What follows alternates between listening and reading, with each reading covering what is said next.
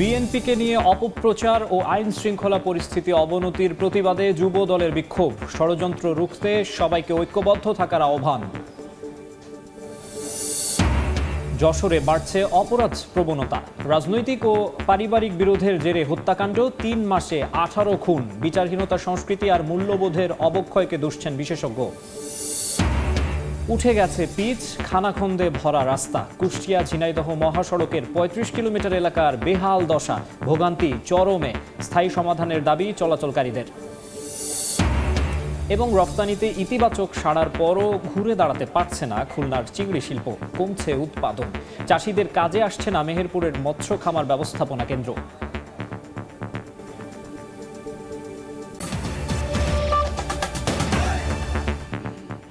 আমন্ত্রণ সময় সংবাদের নিয়মিত আয়োজন বিভাগীয় সময়ে থাকছি সপ্তাহের 7 দিন ভিন্ন ভিন্ন বিভাগের সংবাদ নিয়ে। আজ থাকছে খুলনা বিভাগ, সঙ্গে আছে মিমাকসুম আলম খান। জিয়া পরিবার ও বিএনপিকে নিয়ে অপপ্রচার এবং দেশব্যাপী আইন শৃঙ্খলা পরিস্থিতির অবনতির প্রতিবাদে ঝিনাইদহে বিক্ষোভ ও সমাবেশ করেছেন যুব দলের নেতাকর্মীরা। সকালে জেলা যুব দলের আয়োজনে শহরের উজির আলী স্কুল মাঠ থেকে একটি বিক্ষোভ মিছিল বের করা হয়। মিছিলটি শহরের বিভিন্ন সড়ক প্রদক্ষিণ করে পায়রা চত্বরে গিয়ে শেষ হয়। পরে সেখানে সংক্ষিপ্ত সমাবেশ করা হয়। এ সময় বক্তারা জানান, এখনও দেশের বিরুদ্ধে ষড়যন্ত্র চলছে, তাই সকল নেতাকর্মীর ষড়যন্ত্র রুখতে ঐক্যবদ্ধ হয়ে কাজ করার আহ্বান জানান তারা। যশোরে গত 3 মাসে 18টি হত্যাকাণ্ড হয়েছে। রাজনৈতিক এবং পারিবারিক বিরোধের জেরে সংগঠিত এসব হত্যাকাণ্ডের কারণে আইন শৃঙ্খলা পরিস্থিতি নিয়ে জনমনে তৈরি হয়েছে উদ্বেগ। আইন শৃঙ্খলা বাহিনীর দায়িত্বে অবহেলা, বিচারহীনতার সংস্কৃতি আর মূল্যবোধের অবক্ষয়কে দুষছেন অপরাধ বিশেষজ্ঞ। পুলিশ বলছে, পরিস্থিতি নিয়ন্ত্রণে রাখতে হবে সব ইউনিট কাজ করছে। আবুল কালাম আজিদের ছবি ও জুয়েল মৃধার তথ্য নিয়ে রিপোর্ট। গত 12 মে যশোর শহরের ষষ্ঠীতলায় বিপুল নামে এক যুবককে কুপিয়ে হত্যা করে চিহ্নিত সন্ত্রাসীরা। পরিবারের দাবি, দীর্ঘদিন ধরে হুমকি দেয়া হলেও আইন শৃঙ্খলা বাহিনীর সাহায্য চেয়েও তা পাননি তারা। এরপর কৌশলে বাড়ি থেকে ডেকে নিয়ে হত্যা করা হয় বিপুলকে। গত 22 মে ঘের ইজারা দেওয়ার নামে ডেকে নিয়ে হত্যা করা হয় অভয়নগর উপজেলার নোয়াপাড়া পৌর কৃষক দলের সভাপতি তরিকুল ইসলামকে। এভাবে গত 3 মাসে জেলায় জমি জমা, রাজনৈতিক ও পারিবারিক বিরোধের জেরে 18 জন খুন হন। এ অবস্থায় জনমনে গভীর উদ্বেগ দেখা দিয়েছে। সচেতন নাগরিক ও বিশেষজ্ঞদের মতে, আইন শৃঙ্খলা বাহিনীর দায়িত্ব অবহেলা, বিচারহীনতার সংস্কৃতি, পারিবারিক ও সামাজিক মূল্যবোধের অবক্ষয় এর জন্য দায়ী। জানে মেরে ফেলে দেবে, এই কথা বলতো, আমার এই কথা থাকতে দেবে না, আমার বাঁচতে দেবেন না। অন্য লোকের দ্বারা ডাকা এনে তার ছেলে পেলে ডাকা এনে আমার ছেলেরে মারছে। আগের থেকে যে তাদের যে একটা গোয়েন্দা তথ্য থাকে কিংবা তার থেকে বিশ্লেষণ করে তারা অপরাধকে দমন করার একটা কাজ করতো, সেগুলো এখন কিছুই পুলিশের কাছ থেকে পাওয়া যাচ্ছে না। তো এতে করে আমরা যশোরবাসী আসলেই খুব শঙ্কার মধ্যে আছি।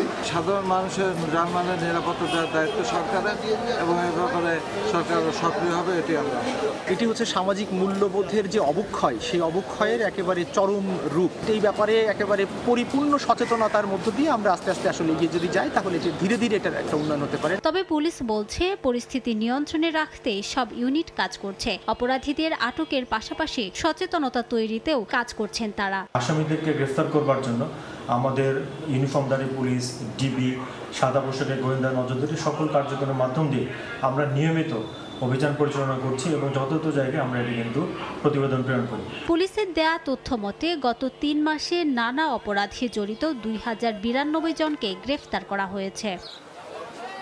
সময় সংবাদ, যশোর।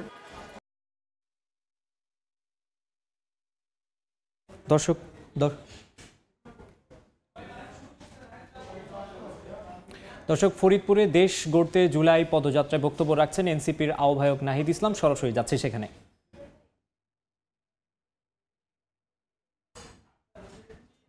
অহিংস কর্মসূচি, কিন্তু যদি সন্ত্রাসীরা, ফ্যাসিস্টরা আমাদের দিকে আসে, আমরা গণপ্রতিরোধ গড়ে তুলতে কিন্তু পিছপা হই না, লাঠি হাতে তুলতে পিছপা হই না।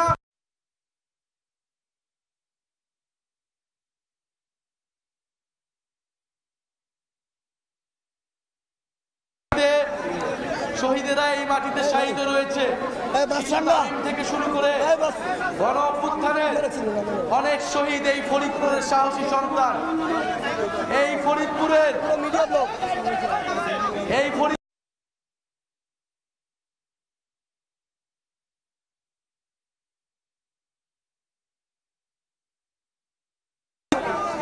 আপনারা জানেন গতকাল গোপালগঞ্জে আমাদের শান্তিপূর্ণ পূর্ব ঘোষিত কর্মসূচিতে আক্রমণ চালানো হয়েছে।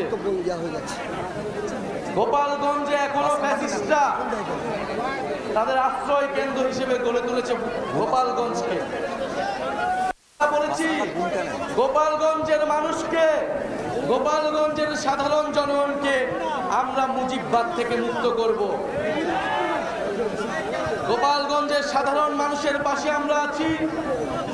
আমরা আহ্বান জানাতে চাই সরকারের কাছে, গোপালগঞ্জের কোনো একজন সাধারণ মানুষকে যাতে হেনস্থা না করা হয়, কিন্তু ফ্যাসিস্ট সন্ত্রাসী প্রত্যেককে ধরে ধরে গ্রেফতার করতে হবে। সংগ্রামী বন্ধুগণ, 4 জন মানুষ বিচার বহির্ভূতভাবে গতকাল মারা গিয়েছে। আমরা 5ই আগস্টের পরে বলেছিলাম সন্ত্রাসীদেরও মানবাধিকার আমরা বিশ্বাস করি। বিচারিক প্রক্রিয়া আওয়ামী লীগ ছাত্রলীগকে গ্রেফতার করতে হবে, বিচারের আওতায় আনতে হবে, কিন্তু আমরা দেখছি গ্রেফতার হচ্ছে না। গ্রেফতার হলে কোর্ট থেকে ছাড়া পাচ্ছে, বিচার প্রক্রিয়া আগাচ্ছে।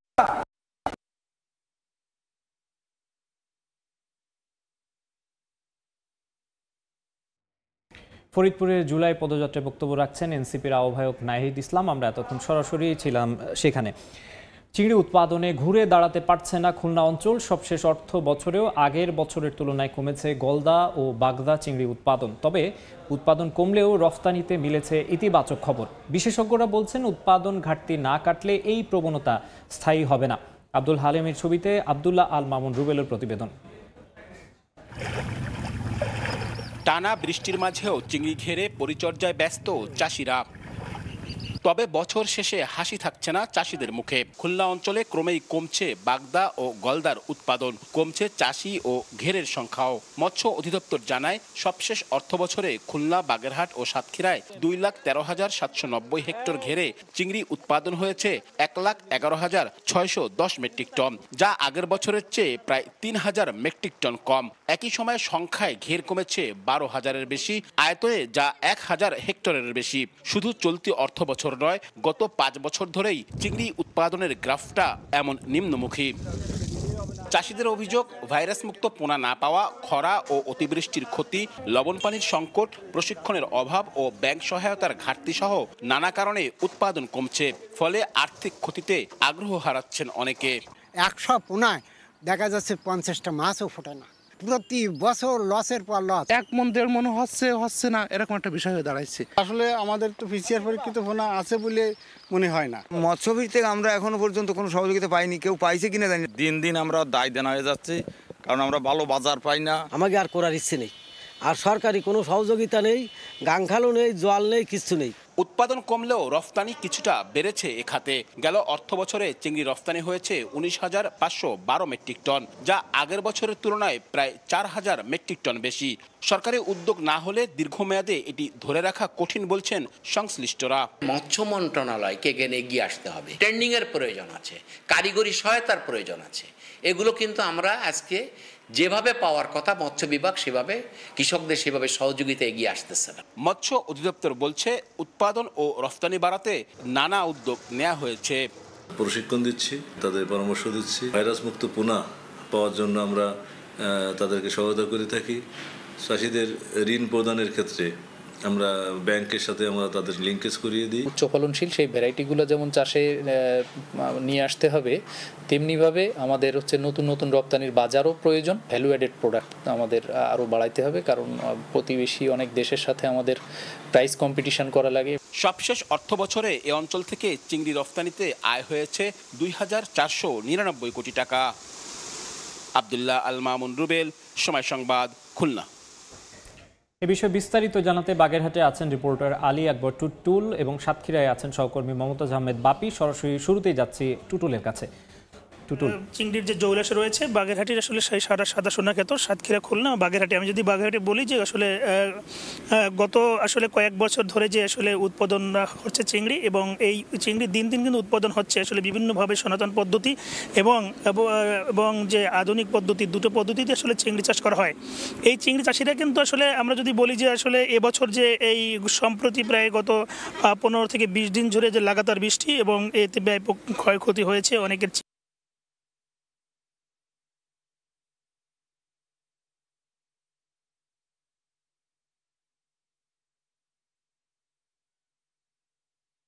গলদা এবং বাগদা দুটোই।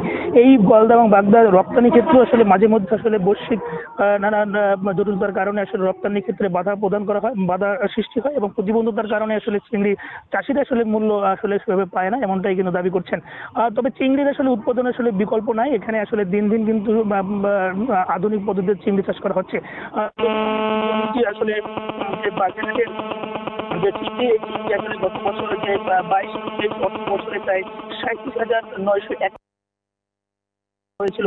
এরপরে কিন্তু আসলে 2024 অর্থ বছরে কিন্তু প্রায় 41,040 মেট্রিক উৎপাদন হয়েছে, কিন্তু এবছর সেই চিংড়ি উৎপাদন নিয়ে আসলে সংখ্যায় রয়েছে, এমনটাই কিন্তু জানিয়েছেন এখানকার যে চাষি রয়েছেন এবং চিংড়ি ব্যবসা করেন তাদের কাছ থেকে আমরা জেনেছি। আমরা এই মুহূর্তে আছে আমার সহকর্মী সাতক্ষীরা মমতাজ বাপ্পি, তার কাছে যাচ্ছি। সাতক্ষীরার বাকাল এলাকায় একটি চিংড়ি ঘেরের পাশেই, সেখানেই চিংড়ির উৎপাদন হয়। এবার চিংড়ির উৎপাদন আগের তুলনায় অনেক বেশি বলে জানিয়েছে চাষিরা এবার রেনিও পেয়েছে কম দামে এবং চিংড়ির উৎপাদনও ভালো, বাজার দরও তাদের কাছে সন্তোষজনক বলে জানিয়েছে চিংড়ি চাষিরা। তবে এবার অতিবৃষ্টিতে কিছু ঘের ভেসে গেছে, যে কারণে তারা ক্ষতির আশঙ্কা করছে বলে জানিয়েছেন। তবে চিংড়ি চাষে যে এবার লাভের আশা রয়েছে এটিও তারা আশাবাদ ব্যক্ত করেছেন। আমরা সেই চিংড়ি চাষিদের সাথে কথা বলেছি। আমরা চিংড়ি চাষে যে এবারের সফলতা এসছে সেটাও আমরা আমাদেরকে জানিয়েছে। সাতক্ষীরা এমনই একটি এলাকা যেটি বাগদা চিংড়ির জন্য, বিশেষ করে বাগদা চিংড়ি উৎপাদনে সিংহভাগই উৎপাদিত হয় সাতক্ষীরার এলাকা থেকে। এই সাতক্ষীরা এলাকার এই বাগদা চিংড়ি উৎপাদন নিয়ে আমরা জেলা মৎস্য কর্মকর্তার সঙ্গে কথা বলেছি। তারা বলেছে গত অর্থ বছরে এবার 68,000 হেক্টর জমিতেই 83,000 মেট্রিক টন চিংড়ি উৎপাদন হয়েছিল, তা পরবর্তীতেই হয়েছে আরো 2,000 মেট্রিক টন বেশি, অর্থাৎ 86,000 মেট্রিক টন চিংড়ি উৎপাদন হয়েছে। এই ছিল আমার কাছে চিংড়ি উৎপাদন নিয়ে সর্বশেষ। চিংড়ি উৎপাদনের বিস্তারিত জানাতে আমরা যুক্ত হয়েছিলাম সাতক্ষীরা এবং তার আগে বাগেরহাটে। এদিকে আরও বিস্তারিত জানবো, এই বিষয়ে আলোচনা করতে খুলনায় রয়েছেন রিপোর্টার আব্দুল্লাহ আল মামুন রুবেল, তার সঙ্গে যুক্ত থাকবেন জেলা মৎস্য কর্মকর্তা মোহাম্মদ বদরুজ্জামান। সরাসরি যাচ্ছে সেখানে। ওকে ভাই, খুলনা অঞ্চলে গত কয়েক বছর ধরে আমরা দেখছি যে চিংড়ির উৎপাদন এটি কিন্তু ক্রমেই কমে আসছে এবং এটি নিয়ে আসলে কিন্তু চাষিরা নানা রকম অভিযোগ করছেন। সেসব বিষয়ে আসলে মৎস্য অধিদপ্তর কি কি পদক্ষেপ নিচ্ছে সেগুলো নিয়ে আমরা এখন আলোচনা করব। আমাদের সাথে আছেন খুলনা জেলা মৎস্য কর্মকর্তা, আপনাদের স্বাগত জানাচ্ছি। শুরুতে একটু জানতে চাই যে আমরা আসলে প্রতিবেদনে দেখছিলাম যে প্রতি বছর এই অঞ্চল থেকে যে অর্থনীতির মূল চালিকা শক্তি ছিল একসময়, সেই চিংড়ি উৎপাদন কমে আসছে এবং তারা যেসব চ্যালেঞ্জের কথা বলছেন, যে ঠিকমতো ভাইরাস মুক্ত পোনা পাওয়া যায় না বা অন্যান্য যে সমস্যার কথা বলছেন, আপনারা এগুলো নিয়ে আসলে কিছু ভাবছেন কিনা? আপনি ভালো প্রশ্ন করেছেন। আসলে চিংড়ির উৎপাদন কমে যাচ্ছে, এটা সত্য কথা। সেখান থেকে উত্তরণের জন্য মৎস্য অধিদপ্তর বিভিন্ন কর্মসূচি কিন্তু হাতে নিয়েছে। মেন যদি আমরা অনেকগুলো প্রবলেম আপনি জানেন যে চিংড়ি সেক্টরে আছে, এটাকে যদি আমি সামারাইজ করি তাহলে আমি বলতে পারি মেন প্রবলেম হচ্ছে দুইটা। একটি হচ্ছে যে আমাদের খামারগুলো আছে, এই খামারগুলোর অবকাঠামো খুবই দুর্বল। সেকেন্ড হচ্ছে যে মানসম্মত চিংড়ির পোনা, এবং মানসম্মত চিংড়ির পোনা সরবরাহের জন্য মৎস্য অধিদপ্তর ইতিমধ্যে 8টা হ্যাচারিকে অনুমতি দিয়েছে বাইরে থেকে পিপিএল আমদানি করার জন্য। পিপিএল হচ্ছে প্যারেন্ট পোস্ট লার্ভি। এটাই 8টা হ্যাচারি মেইনলি আপনার হাওয়াই, ইউএসএ এবং থাইল্যান্ড থেকে এই পিপিএল গুলো আমরা ইম্পোর্ট করছি। এটা ইম্পোর্ট করলে 7 থেকে 8 মাস এটা ট্যাঙ্কিতে নার্সিং করলে এটা কিন্তু ব্রুড চিংড়ি হয়ে যায়, মা চিংড়ি এবং বাবা চিংড়ি, এবং এটা সব ধরনের প্যাথোজেন ফ্রি, এবং এটা থেকে আমরা পোনা উৎপাদন করে খামারিদেরকে কিন্তু সরবরাহ করছি। আরেকটি বিষয় হচ্ছে যে আগে যখন ব্যান পিরিয়ড 65 ডেজ, এবছর হলো 58 দিন, এই সময় কিন্তু আমরা চিংড়ির পোনা সরবরাহ করতে পারতাম না, কিন্তু এই সময় কিন্তু আমাদের প্রায় 200 কোটির মতো চিংড়ির পোনা লাগতো। চাষিরা আসলে সহযোগিতা পাচ্ছে কেমন, অর্থাৎ চাষিরা প্রশিক্ষিত হতে পারছে না এমন অভিযোগ রয়েছে, বা চিংড়ি ঘের গভীর করার ক্ষেত্রে আপনাদের সহযোগিতা পাওয়া যাচ্ছে কিনা? আমরা sustainable coastal and marine fisheries প্রকল্পের আওতায় খুলনা জেলাতে কিন্তু আমরা 96টি ক্লাস্টার বাস্তবায়ন করেছি আর কি। এই ক্লাস্টার, প্রতিটি ক্লাস্টারে 25 জন চাষি নিয়ে এটা গঠন করা হয়েছে, এবং এই ক্লাস্টার বাস্তবায়নের প্রধান শর্ত হচ্ছে ঘেরে 4 থেকে 5 ফিট পানি রাখতে হবে। এটি তো খুব সামান্য অংশ এই অঞ্চলের মোট চাষির ক্ষেত্রে, বাকিদের জন্য আসলে আপনাদের কি করছে? এটা আমরা প্রাথমিকভাবে পাইলট আকারে এটা হাতে নেওয়া হয়েছে 96টি ঘেরে, এবং আমরা এই পাইলট প্রজেক্ট বাস্তবায়নের পরিপ্রেক্ষিতে পানির গভীরতা আমরা বৃদ্ধি করেছি। পাশাপাশি আমরা এসপিএফ চিংড়ির পোনা এখানে দিয়েছি, এবং আমরা দেখেছি গলদা এবং বাগদার ক্ষেত্রে প্রিভিয়াস যে উৎপাদন ছিল সেইটার 3 গুণ আমরা ভালো উৎপাদন এবছর পেয়েছি, এবং যার প্রতিফলন আপনারা দেখবেন যে এবছর কিন্তু খুলনা ডিভিশন থেকে 4000 মেট্রিক টন চিংড়ি অতিরিক্ত এক্সপোর্ট হয়েছে। আমরা আসলে সেই প্রসঙ্গে যাচ্ছিলাম যে চিংড়ি রফতানি আমরা দেখলাম যে কিছুটা বেড়েছে, এই রফতানিটা আসলে ধরে রাখতে হলে আপনাদের কিছু করণীয়? হ্যাঁ, আমরা যেটা বলছি যে আমাদের বাকি যে খামারগুলো আছে সেই খামারগুলোর অবকাঠামো ডেভেলপ করতে হবে, এবং শুষ্ক মৌসুমে পানির সরবরাহটা নিশ্চিত করতে হবে। ধন্যবাদ। দর্শক, আমরা শুনছিলাম যে চিংড়িতে যে ক্রম ধারাবাহিকভাবে কমে আসছে, এটির থেকে উত্তরণের জন্য মৎস্য বিভাগ নানা রকম উদ্যোগ নিয়েছে, এবং তারা আশা করছে আগামীতে চিংড়ি উৎপাদন বাড়বে। তো আমার কাছে এই ছিল খুলনা থেকে চিংড়ি উৎপাদন এবং রপ্তানি নিয়ে আলোচনা সবশেষ। চিংড়ি উৎপাদন ও রপ্তানি সবশেষ খবর জানাতে যুক্ত হয়েছিলাম খুলনায়। রাজধানীর ফরেন সার্ভিস একাডেমিতে প্রধান উপদেষ্টার প্রেস উইং এর ব্রিফিং চলছে, সরাসরি যাচ্ছি সেখানে।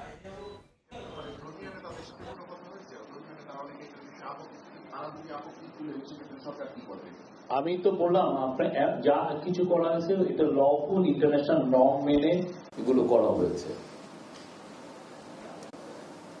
আর কোনো প্রশ্ন?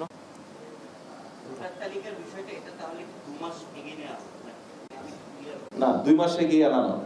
বর্তমানে হচ্ছে যে যেই নাগরিকদের ভোটার হওয়ার মতো এলিজেবল, মানে 18 বছর বয়স হয়, প্রতি বছর ডিসেম্বরের মধ্যে যাদের হয় তাদেরকেই শুধুমাত্র অন্তর্ভুক্ত করা হয়। জানুয়ারিতে খসড়া তালিকা প্রকাশ করে, কিন্তু আপনি দেখুন ডিসেম্বরের অনেক পরে এসে ধরুন অক্টোবর নভেম্বর একটা নির্বাচন হচ্ছে, সেই নির্বাচনের মধ্যে দেশের হাজার হাজার লাখ লাখ মানুষের কিন্তু বয়স 18 হয়, তারা ভোটার হওয়ার উপযোগী হন, কিন্তু তারা তালিকায় লিপিবদ্ধ হতে পারেন না, তারা তাদের ভোটাধিকার প্রয়োগ করার সুযোগ পান না। সেই জন্য এখন যে সংশোধনটা আনা হয়েছে, নির্বাচনের তফসিল যে সময় ঘোষণা করা হবে, তফসিল ঘোষণার সময় কিন্তু আসলে একটা চূড়ান্ত ভোটার তালিকা নির্বাচন কমিশনের হাতে থাকা প্রয়োজন হয়। তার আগে নির্বাচন কমিশন ভোটার তালিকাটা প্রকাশ করে, কোন আপত্তি অনাপত্তি সংশোধন এগুলি সংশোধন করে, সব মিলিয়ে ধরুন 1 মাসের মতো, শিডিউলের আগে 1 মাসের মতো সময় তাদের লাগে। তার মানে কি, এই 1 মাস আগে ধরুন শিডিউল নির্বাচন কমিশন একটা নির্বাচনের জন্য একটা শিডিউল ঘোষণা করছে, সেটা অক্টোবর মাসে। তার মানে কি আমরা সেপ্টেম্বর যাচাই বাছাই হবে, সেপ্টেম্বরের আগের মাস পর্যন্ত যারা 18 বছর বয়স এলিজেবল তারা এখন ভোটার তালিকায় অন্তর্ভুক্ত হতে পারবে। সরাসরি ছিলাম প্রেস উইং এর ব্রিফিং এ ফরেন সার্ভিস একাডেমিতে। যাব পরের খবরে। মৎস্য খামার ব্যবস্থাপনা কেন্দ্র থাকলেও কাজে আসছে না মাছ উৎপাদনে। শুধু সরকারি অবমুক্তকরণ প্রকল্পের জন্য পোনা সরবরাহ করা হয় বলে অভিযোগ চাষিদের। তবে পানি, মাটি এবং বরাদ্দের কারণে রেনু ও পোনা উৎপাদন সম্ভব হচ্ছে না বলে দাবি কর্তৃপক্ষের। বিন ইয়ামিনের তথ্য ও ছবিতে রিপোর্ট। মেহেরপুর মৎস্যবীজ উৎপাদন খামার এটি। জেলার চাহিদা অনুযায়ী মাছের রেনু ও পোনা উৎপাদন করে মাছ চাষিদের মাঝে সরবরাহ করার কথা থাকলেও হচ্ছে না সে কার্যক্রম। অনেকটা পরিত্যক্ত অবস্থায় পড়ে রয়েছে রেনু উৎপাদন কেন্দ্রটি। পোনা উৎপাদনের জন্য পুকুরগুলো পড়ে রয়েছে অযত্নে। নামমাত্র পরিমাণে পোনা উৎপাদন করা হলেও তার বেশিরভাগ ব্যবহার করা হয় সরকারি অবমুক্তকরণ কর্মসূচিগুলোতে। অথচ মাছের রেনু ও পোনার চাহিদা পূরণ করতে হয় অন্য জেলা থেকে আমদানি করে। এতে মানসম্মত মতো মাছ উৎপাদনে আর্থিকভাবে ক্ষতিগ্রস্ত হচ্ছেন অভিযোগ চাষিদের। মাছের রেনুটা আমাদের নিয়ে আসতে হয় যশোর, ঝিনাইদহ কিংবা কেউ কুষ্টিয়া থেকে। মেহেরপুরে যদি উৎপন্ন হতো তাহলে আমরা পুকুর চাষের অনেক লাভবান হতাম। বাইরে থেকে যদি মাছ নিয়ে আসি ওরা সঠিক মাছ দেয় না, ওরা ভেজাল মাছ দেয় কিংবা দাম বেশি নেই। আর মাছ নিয়ে আসতে গিয়ে ওইখান থেকে অনেক মাছ মারা যায়। গুরুত্ব দেয় তাহলে দেখা যাচ্ছে আমরা আর একটু বাড়াতে পারবো, আমাদের একটু আরো পুষ্কুনি আর কি চাষ আমরা একটু উন্নতি করতে পারবো। তবে বালুমাটি, আয়রনযুক্ত পানি, বরাদ্দের অপ্রতুলতা আর জনবল সংকটের কারণে রেনু ও পোনা উৎপাদন সম্ভব হচ্ছে না জানায় মৎস্য বীজ উৎপাদন খামার কর্তৃপক্ষ। পানিতে আয়রনের জন্য ডিমটা কেটে যায়, এর জন্য আমাদের অনেক ঘাটতি পড়ে যায় এবং কি মাছ মারাও যায়। পুকুরকে সংস্কার করানো যায় তাহলে আর একটু পোনা উৎপাদন করা সম্ভব। ডিপ বসানো যায় অথবা ফিল্টার বসানো যায়, এগুলোর আমরা চাহিদা দিয়েছি। হয়তোবা এই অর্থ বছরে চলে আসবে। আমাদের এখানে একটা আইওটি বেসড পুকুরও হওয়ার কথা আছে। যদি হয় তাহলে আমাদের উৎপাদন আর একটু বাড়বে। জেলায় হ্যাচারি তৈরির জন্য সব ধরনের সহযোগিতার আশ্বাস মৎস্য কর্মকর্তার। হ্যাচারি স্থাপন করার যে বিভিন্ন কারিগরি সহায়তা এবং যে বিভিন্ন সহযোগিতাগুলো রয়েছে সেগুলো আমরা আরও খতিয়ে দেখব যে অ্যাকচুয়ালি ফিল্ড পর্যায়ের সমস্যাগুলো কি কি, সেই আলোকে হয়তো আমরা পরবর্তী ব্যবস্থা গ্রহণ করব। জেলায় ৪,৪৯৫ হেক্টর জলায়তনে মাছ চাষ করেন ৬,৯০৯ জন, আর জেলে রয়েছেন ২,২৩০ জন। বেনিয়ামিন, সময়। কুষ্টিয়া ঝিনাইদহ মহাসড়কের ৩৫ কিলোমিটার এলাকার বিভিন্ন অংশে উঠে গেছে পিচ, খানাখন্দে জমে আছে পানি। বেশিরভাগ স্থান চলাচলের অনুপযোগী হয়ে পড়েছে। ঝুঁকিতে আছে অসুস্থ রোগী ও বৃদ্ধরা। সাময়িক ভোগান্তি কমাতে ইট আর বালু ফেলে কোনো রকমে চলছে সড়ক মেরামতের কাজ। জোড়াতালি দিয়ে সড়ক সংস্কার নয়, স্থায়ী সমাধান দাবি এলাকাবাসীর। বাবুল হোসেনের ক্যামেরায় SM রাশেদের রিপোর্ট। উঁচু নিচু পথ, খানাখন্দে ভরা, অল্প বৃষ্টিতেই জমে যায় পানি, চলাচলকারীদের চরম ভোগান্তি।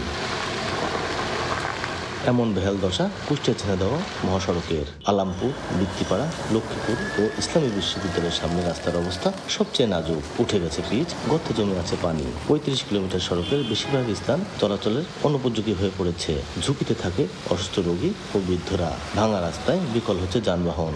এমন পরিস্থিতি দ্রুত সড়ক সংস্কারের দাবি এলাকাবাসীর। রাস্তাতে চলতে গেলে গাড়ি কখনো পাল্টি গেছে। লোড গাড়িতে প্রতিদিন এমন কোনো দিন নেই যে গাড়ি অ্যাক্সিডেন্ট দুর্ঘটনা ঘটতেছে না। গাড়ি ধরেন যেখানে ভেঙে ছিঁড়ে পড়ে থাকছে, একটা গাড়ি আর একটা গাড়ি চাপ দিতে যে ধরেন অ্যাক্সিডেন্টটা হচ্ছে। রাত্রিতে কাউ করে গাড়ির ডিফারেন্স তো আছেই, এ তো আর বইলে বুঝানোর কায়দা নাই।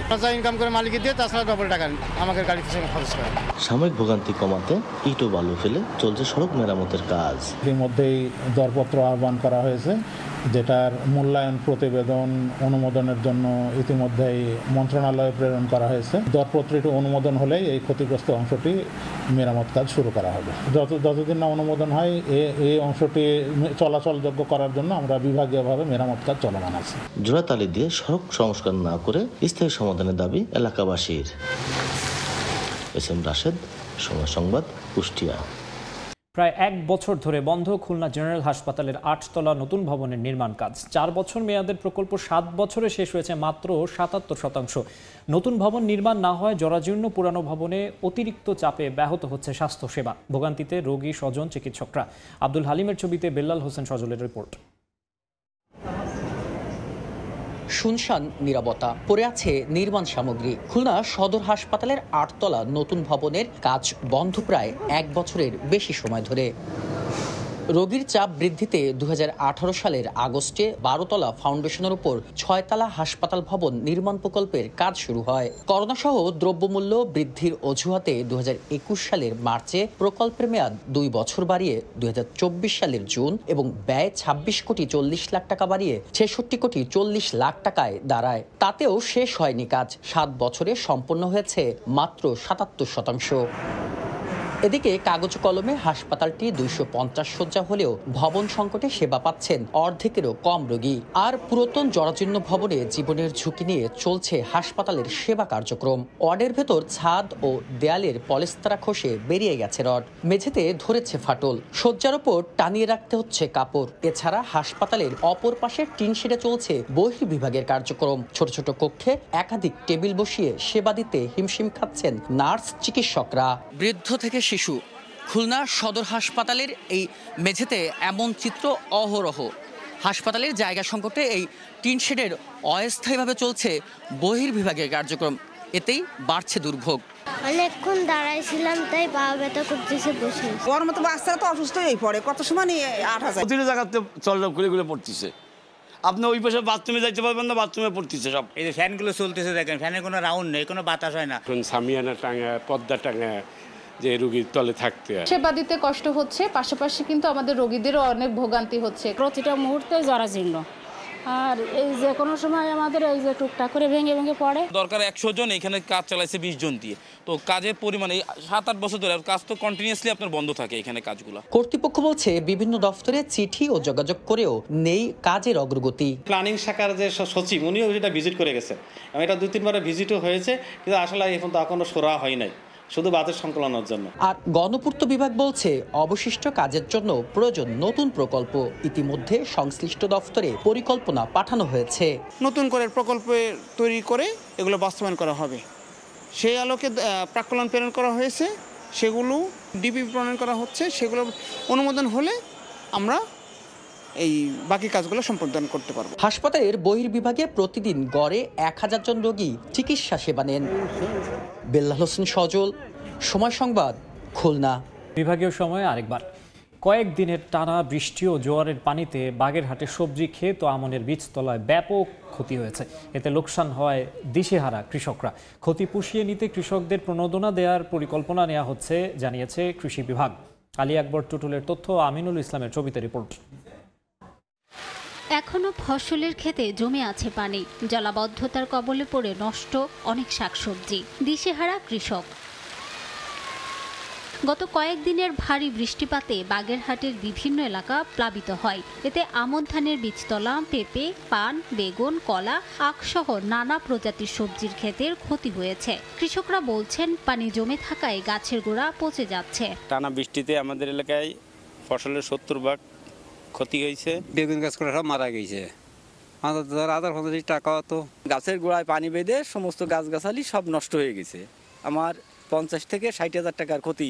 ক্ষতি পুষিয়ে নিতে কৃষকদের সার বীজ সহ প্রণোদনা দেওয়ার পরিকল্পনা নেওয়া হচ্ছে জানান কৃষি বিভাগের কর্মকর্তারা। আমরা একটা অলরেডি পরিকল্পনা করেছি যে এই যে আমন মৌসুম আসছে, এই মৌসুমে যেহেতু বীজতলা ক্ষতিগ্রস্ত হয়েছে, এই জন্য কিছু দেরিতে রোপণ করা যায় এমন জাত, যেমন বিয়ার 23 জাতের ধানের বীজ এবং কিছু সবজিতে যদি প্রণোদনা দেওয়া যায়, এই জন্য আমাদের আঞ্চলিক যে অতিরিক্ত পরিচালক মহোদয় আছে ওনার সাথে ইতিমধ্যে আমরা আলাপ করেছি যে এই ক্ষতিটা যাতে পোষায় নিতে পারে এবং কৃষকের কাছে যাতে যেতে পারে। জেলায় 2 সপ্তাহব্যাপী টানা বৃষ্টি ও জোয়ারের পানিতে 1576 হেক্টর ফসলি জমি ক্ষতিগ্রস্ত হয়।